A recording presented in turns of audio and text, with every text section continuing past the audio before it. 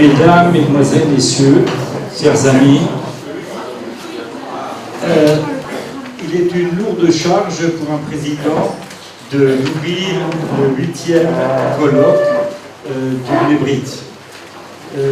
Effectivement, comme je l'ai écrit dans les brochures, depuis 2001, la commission Aspara organise des colloques ou des conférences afin d'être à l'écoute et à l'éveil des événements qui ont lieu dans le monde. Et surtout, bien évidemment, en Israël, puisque notre loge est une loge francophone, la plus grande loge francophone en Israël. Et pourtant, je n'avais pas dit beaucoup, qu'on me coupe tout de suite, c'était pas très sympa. Alors, effectivement, le Nébrite, comme à Jérusalem, comme dans le monde entier, et depuis sa création aux États-Unis, travaille pour renforcer l'identité du peuple d'Israël, du peuple juif, mais également pour être vigilant et essayer de faire attention à toutes les dérives qu'il peut y avoir dans le monde. Jérusalem, notre loge, grâce à Jacqueline Rebigot et à toute une équipe, permet de le faire depuis 2001, comme je l'ai dit, et ce congrès, ce colloque doit être de la même envergure et le même niveau que les autres années. Je ne vais pas parler de tous les intervenants, d'abord parce qu'ils seront présentés individuellement, et Jacqueline va vous donner le thème de ce colloque. Vous connaissez, liberté d'expression, liberté d'exister, et effectivement, je crois que, vu les événements, il est important que ce colloque soit sous cette égide. Je voulais dire que les membres du Nébrite, il y a plusieurs commissions au Nébrite, vous le savez, je le répète souvent, et la commission Asbara est une des commissions du Nébrite qui travaille vraiment d'une façon considérable. Mais une commission ne peut rien faire sans le Nébrite en général, sans les membres en général. Et on le voit, il y a des petites mains qui sont derrière vous, qui vous servent, etc. Et cela, on n'en parle pas beaucoup. Donc on parle souvent des têtes d'affiche, comme on dit, mais ceux qui travaillent au fond, on ne peut pas travailler, on ne pourrait pas faire ce colloque sans ces personnes. Donc je voulais les remercier, ils se reconnaîtront, je voulais les remercier.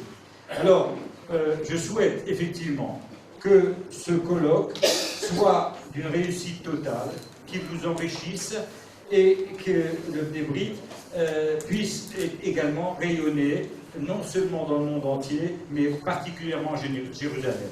Ce colloque est relié par Academ, donc d'une façon très très large, mais également sera sur YouTube et sur notre site, bien évidemment, Nébrite. Alors, je vais laisser la parole à Jacqueline Rebigot, qui est la cheville ouvrière de ce colloque, et c'est elle qui va présenter le pourquoi de ce colloque. Alors, je vous souhaite une bonne journée, et donc j'aurai l'occasion de vous reparler à la fin du colloque, si Dieu me prête vie.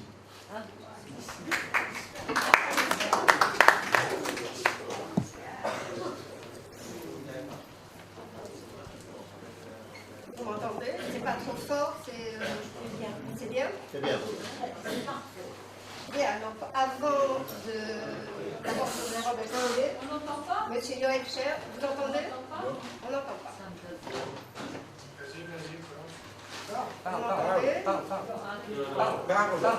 On ne peut t'entendre que si tu parles. Hein? On ne peut t'entendre que si tu parles. C'est pas bête. Donc, je voudrais savoir si c'est pas trop près. C'est pas? Bon, juste un aparté, je voudrais vraiment remercier Monsieur Yoel Cher, qui est vraiment... Non, il ne fonctionne pas.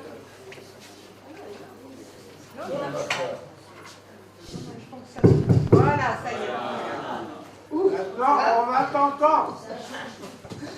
Bon, je recommence très rapidement. Je remercie beaucoup M. Yoel Cher, qui est un des participants de nos colloques depuis le début, et quels que soient les événements, il est toujours présent, et je le remercie encore une fois maintenant, et qu'il soit présent de nombreuses années. Avant de présenter, comme a dit notre président, le pourquoi du thème choisi pour notre colloque, ce 8e colloque de la Loge Robert Ramson dans le cadre de la commission Asbara, il me semble vraiment indispensable de remercier l'équipe de préparation des colloques. Cette équipe a été un petit peu élargie cette année, et c'est une équipe, je dois le dire, et tout le monde le constate, c'est une équipe qui est soudée, rodée à la préparation de ce long travail, une équipe qui résiste à tous les changements de dernière minute, à tous les désistements de dernière minute, et qui assume pleinement, efficacement, avec une constante fougue et bonne humeur, le bon déroulement de ce travail d'équipe. Ceci pour compléter ce qu'a dit notre président. Cette équipe de choc, cette année, sous la responsabilité de tous les présidents en fonction, est composée donc en 2015 par le président Jean-Marc Rosenfeld, Claude Frankforter, Pierrot Dreyfus, Werner Salmon, Pierre Cahin, Michel Schneider, Jean-Claude Aîné, Léa Marcoux, Livia Vitti, Suzanne Jamas, Suzy Sprecher, Céline Spira et Jacqueline Rebigot. Les autres membres de la commission Asbara, Daniel et Jeannette Semet et Catherine Lévy, nous ont aidés par leurs conseils et moyens de diffusion, notamment sur Facebook. Voilà, c'était très important de donner les noms de cette petite équipe. Le mot Asbara n'a jamais été autant utilisé que ces derniers jours, et j'en veux pour preuve les articles sur le Jerusalem Post en anglais. En collaboration avec le porte-parole du ministère des Affaires étrangères, Emmanuel Larchon, a été nommé un ministre s'occupant de la Asbara, terme répercuté par les médias, Gilad Erdan, que nous nous proposons d'inviter à un prochain déjeuner. Pourquoi le mot Asbara est-il si important? Il vient du mot Leasbir, expliquer. Il a été choisi il y a 14 ans, expliquant que notre commission Asbara avait comme objectif informer contre la désinformation. Liberté d'expression, liberté d'exister. Pourquoi? Pourquoi le thème de ce colloque? Le 7 janvier 2015, la France s'est réveillée sous le choc. Le 7 janvier 2015, le terrorisme l'a frappé. Le 7 janvier 2015, 13 journalistes assassinés sauvagement. La liberté d'expression a été assassinée. Le 11 janvier 2015, le 9 janvier 2015, pardon, le 9 janvier 2015, 4 Français juifs assassinés parce que juifs. Le 11 janvier 2015, une grande manifestation à Paris, Je suis Charlie, à Paris, relayée en Europe en particulier. Tous les Je suis Charlie se sont-ils immédiatement sentis aussi hyper cachers ou bien pas cachers du tout? Et s'il n'y avait eu que la tuerie dans le magasin hyper cachère Porte de Vincennes, combien seraient descendus dans la rue pour manifester leur indignation? Combien sont descendus dans la rue, à part la communauté juive, pour dénoncer les assassinats parce que juifs de Ilan Halimi, du Rav Jonathan Sandler, 32 ans, ses deux fils Arié, 6 ans, Gabriel, 3 ans, Myriam Monsenego, 8 ans, assassinée à l'école de Zaratora le 19 mars 2012, pour les victimes du musée juif de Bruxelles. Un square Jonathan Sandler a été inauguré à Versailles mercredi 10 juin 2015, en présence de Samuel Sandler, père et grand-père et frère de notre amie Léa Sandler, ici présente, du ministère de l'Intérieur Bernard Cazeneuve et de Yossi Gal, l'ambassadeur d'Israël en France. Nous ne les oublierons pas. Les Juifs et la liberté d'expression, deux premières cibles de l'islam radical, deux premières cibles qui n'ont pas le droit d'exister. La parole se libère parfois pour le pire. Invité par le Débrite international à Jérusalem le 8 mai dernier, le célèbre avocat américain Alan Dershowitz a dénoncé fermement, je cite, « la liberté d'expression a ses limites ». Le discours antisémite dépasse la liberté d'expression. Et au nom de cette liberté d'expression, on refuse à Israël la liberté d'exister. Simultanément, se sont tenus à Jérusalem deux colloques du 11 au 14 mai 2015. Deux colloques qui, comme chaque année, élabore une réflexion sur les actes antisémites de plus en plus violents, de plus en plus nombreux dans le monde et en Europe en particulier. L'un de ces colloques de réflexion était organisé par le Jerusalem Center for Public Affairs. L'ambassadeur Alan Baker avait envoyé des invitations à tous les diplomates étrangers en poste à Jérusalem.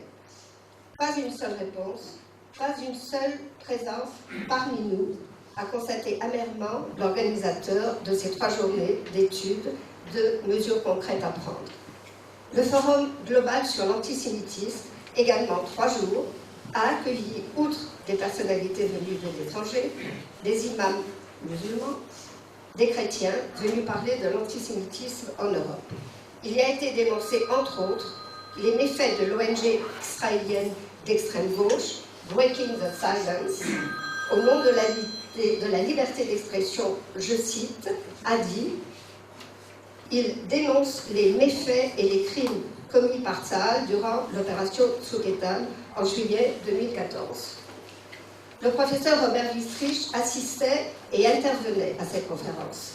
La loge Robert Gamzon aimerait rendre hommage au professeur Robert Wistrich, décédé subitement à Rome le 20 mai dernier, alors qu'il était invité à exposer ses recherches sur l'antisémitisme au Sénat. Le professeur Robert Wistrich était le directeur du centre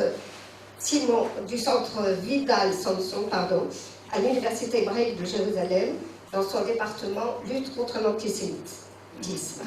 Robert Wistrich a été l'invité important de notre dernier colloque le 5 juillet 2014, Le peuple, le livre, la terre, autour d'une exposition.